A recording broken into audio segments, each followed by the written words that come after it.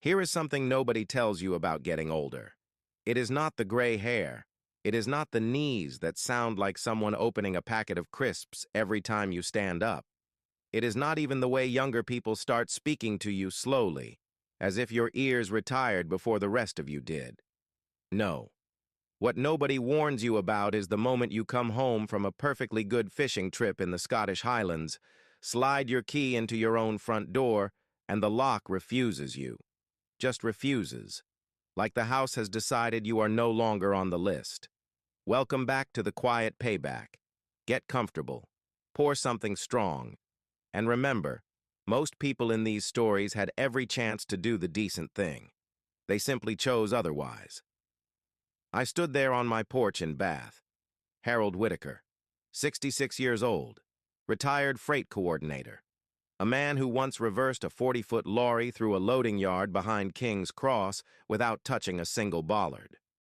And there I was, standing outside my own front door like a salesman nobody invited. I tried the key again. Nothing. I turned it over, though keys do not work that way, and tried again. Still nothing. I looked at the key, then at the lock, then back at the key. "You have got to be joking," I said. "Now, before you laugh, understand something."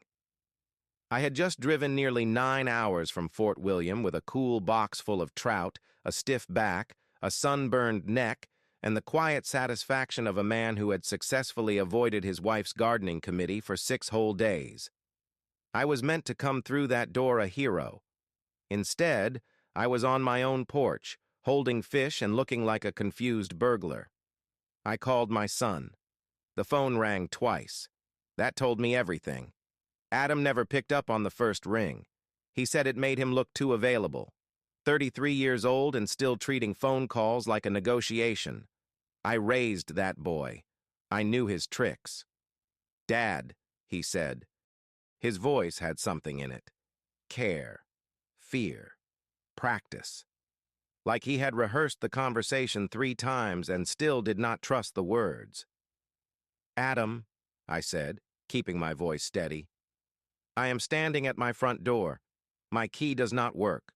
Would you like to explain to your father why his key does not work?" There was a silence. Not an empty one, a loaded one. "Dad," he said, "we need to talk." "Son," I said, "I have driven from the Highlands. I have fish in the car. My back hurts.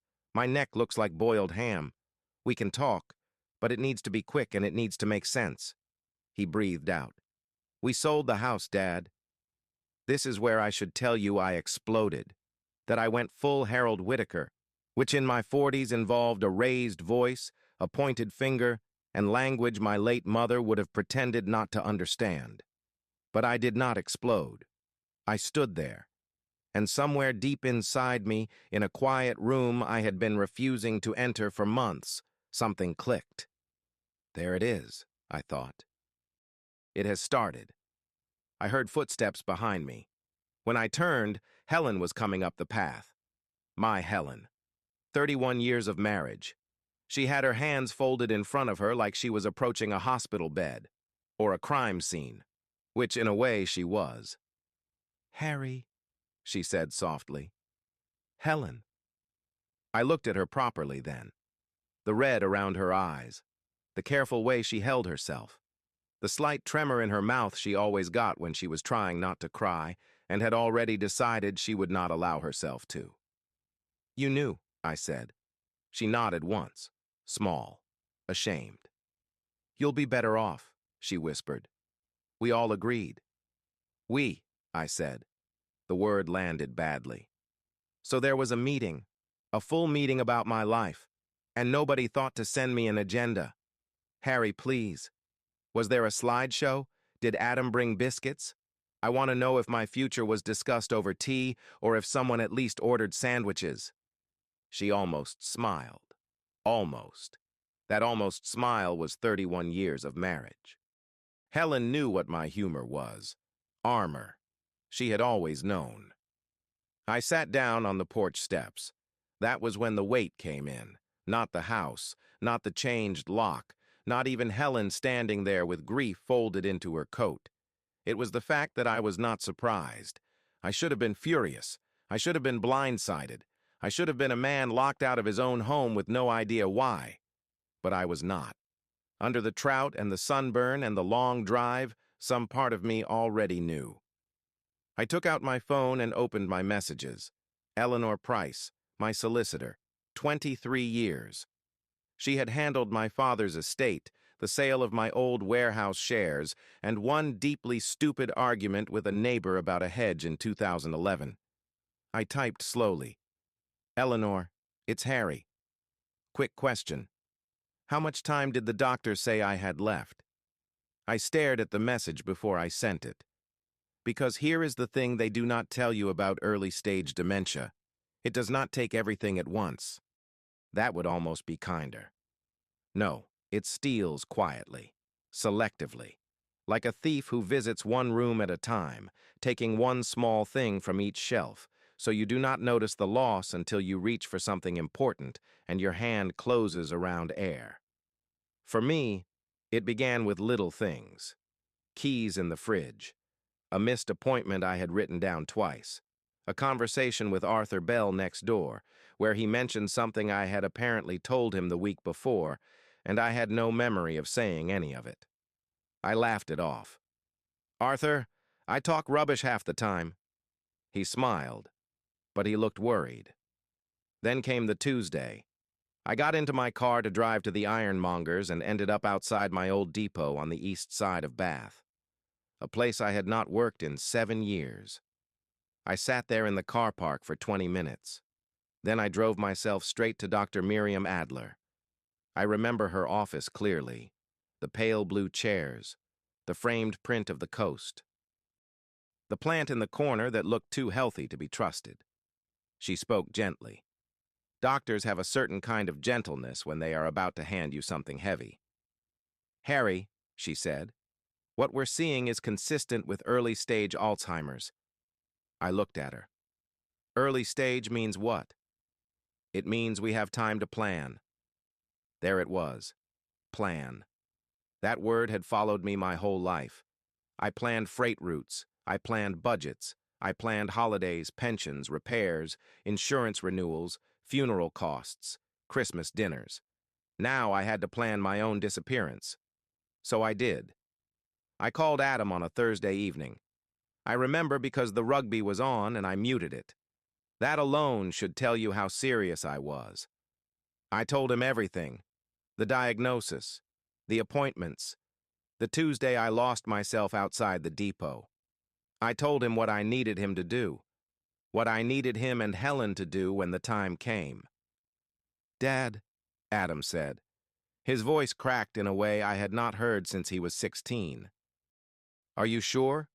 I'm sure right now, I said, and right now is what I've got. I made him promise. He promised. Then, because the universe has a cruel sense of humor, I forgot I had asked. So there I was, on my own porch, cool box full of trout, neck burnt red, locked out of a house by a plan I had designed, approved, and signed myself. My phone buzzed. Eleanor. Harry, I'm glad you messaged. Call me when you can. There is quite a lot we need to go through. I read it twice. Then I looked at Helen.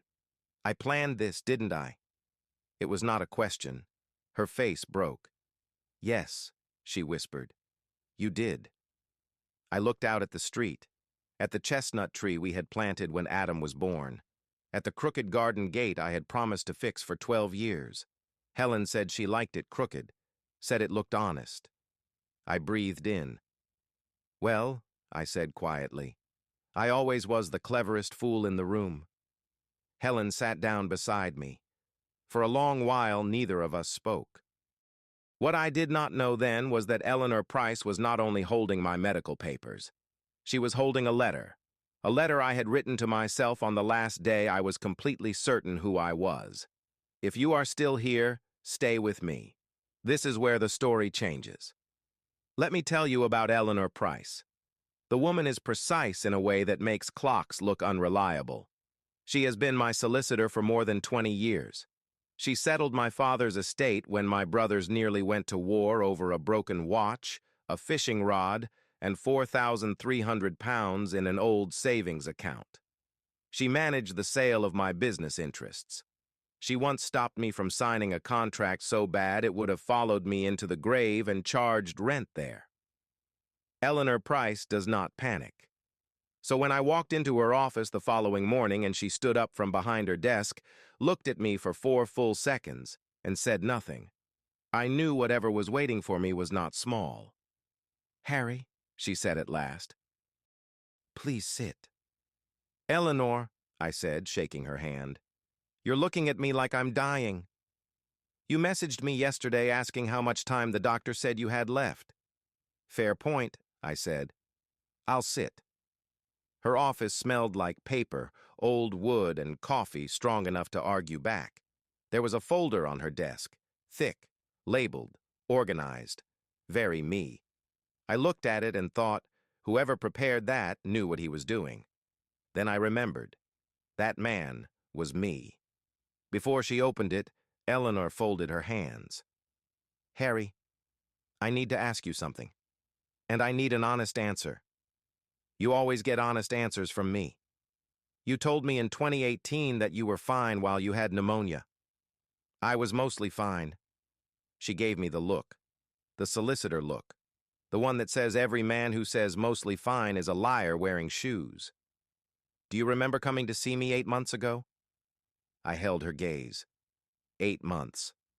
I walked backwards in my mind. March. Helen's birthday. The fishing license renewal.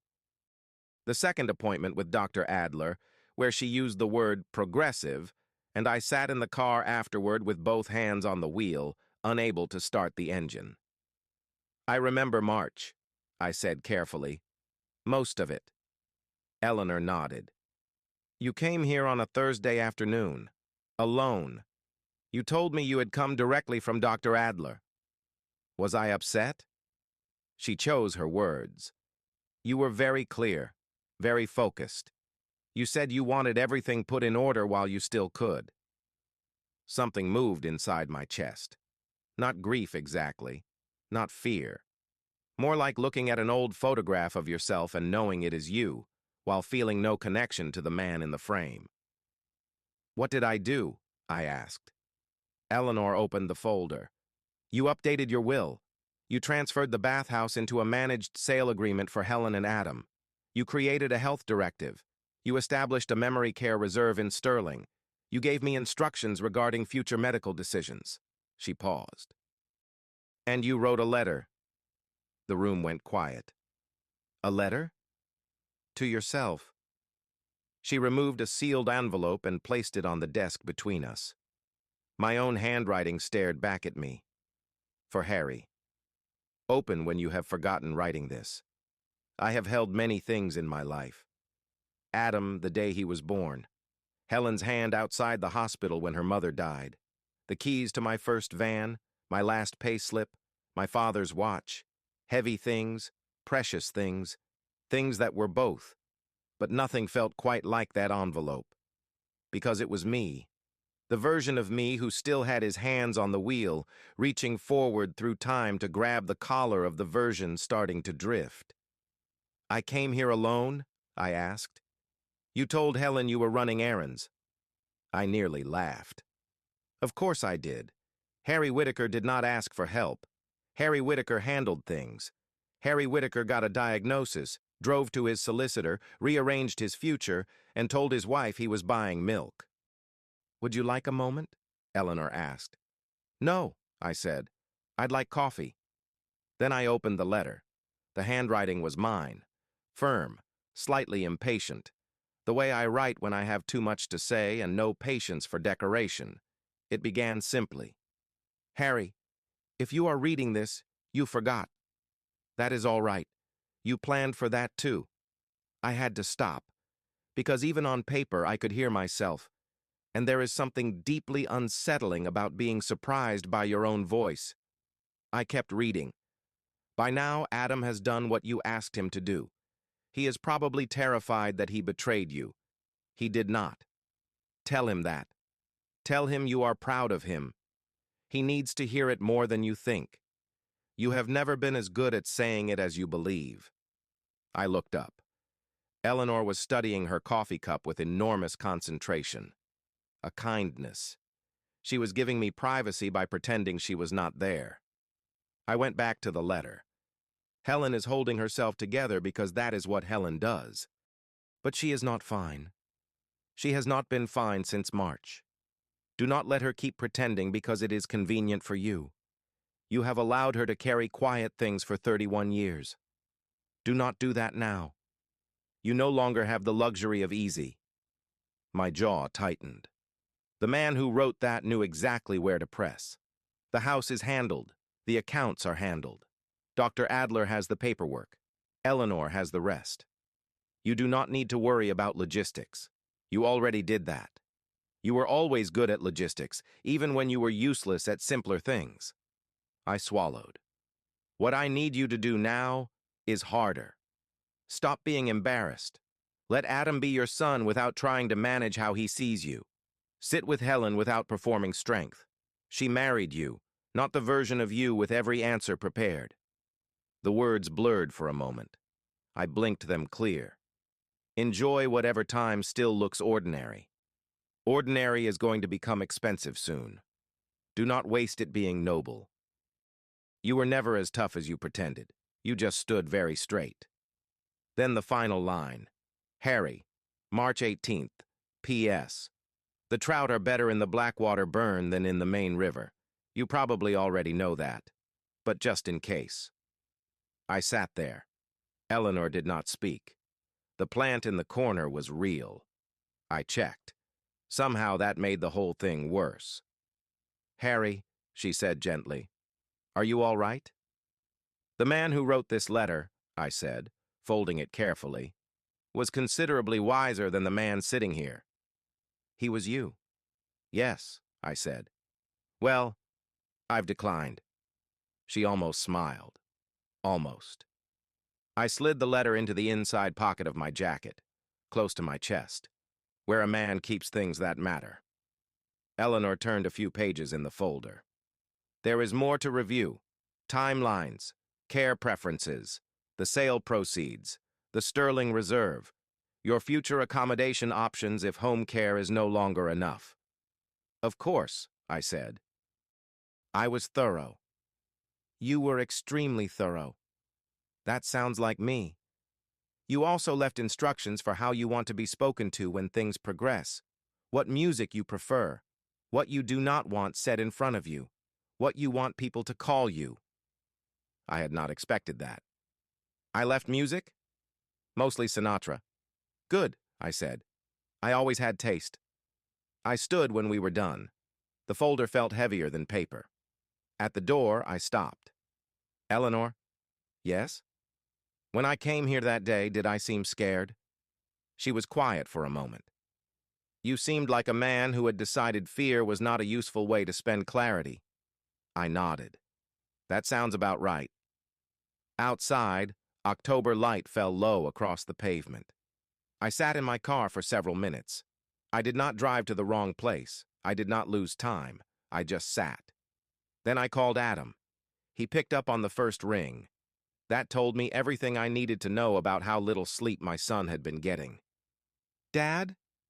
I read the letter. Silence. Then a breath. I need you to come tonight, I said. Bring that chicken pie your mother likes from the place on Walcott Street. All right. And Adam? Yes? Tell her I said she does not have to pretend anymore. His voice broke. Dad, are you okay? I looked at the October morning. I'm clear today, I said, and today is what we've got. But what I did not know yet was that the letter had a second page. One Eleanor had not shown me. Not yet. Secrets are strange things. Most people think a secret is something you keep from others. That is not the cruelest kind. The cruelest kind is the one you keep from yourself. I found out about the second page on a Wednesday, 3 days after the porch, 2 days after Eleanor's office, 1 day after Adam brought the chicken pie, and the three of us sat at his kitchen table having the most honest conversation our family had managed in years. It was not graceful. Nothing honest ever is. Adam cried. He tried not to, because he is my son, and Whitaker men have historically treated vulnerability like a minor plumbing leak. Notice it. Tighten something. Never mention it again. But Helen put her hand over his and said, "Let it out, love." And he did. Then, God help me, so did I. For the record, Harold Whitaker does not cry at dinner tables, or in front of witnesses, or anywhere with central heating. I once stood through my father's entire funeral dry-eyed and considered it a personal accomplishment. Yet there I was, 66 years old, crying into chicken pie in my son's kitchen. And somehow, it was the most like myself I had felt in months. The second page came through Arthur Bell. Arthur had been my neighbor for 14 years, former paramedic, could repair anything with pliers, tape, and contempt, made a roast lamb so good Helen once accused him of witchcraft. His wife, Brenda, and Helen had been close for years, which meant information moved between our homes whether anyone authorized it or not. Arthur is not a complicated man. He says what he means. He means what he says. And after 30 years pulling strangers out of wreckage, he has little patience for drama that does not involve blood pressure. I trusted him completely. He arrived at Adam's flat Wednesday morning holding 2 coffees and an envelope. Adam let him in. Arthur looked at me, set the coffees on the counter, and slid the envelope across. "Eleanor rang," he said. "Said you'd need this. Said you'd need a friend more than a solicitor when you read it." I looked at the envelope. Same handwriting, same deliberate calm. For Harry. Page 2. Read this one with Arthur nearby. I looked up. "She called you 8 months ago?" "You asked her to," Arthur said. I picked up one of the coffees, took a drink, set it down. "Adam," I said, "give your old man a few minutes." Adam looked at Arthur. Arthur nodded once, the kind of nod men like him give when a thing is handled. Adam went down the hall. Arthur sat across from me. "You staying?" I asked. "You told me to." I opened the envelope. The second page began as if the first had never ended. And before you get too comfortable thinking you understand the whole situation, there is something I did not put in the first letter.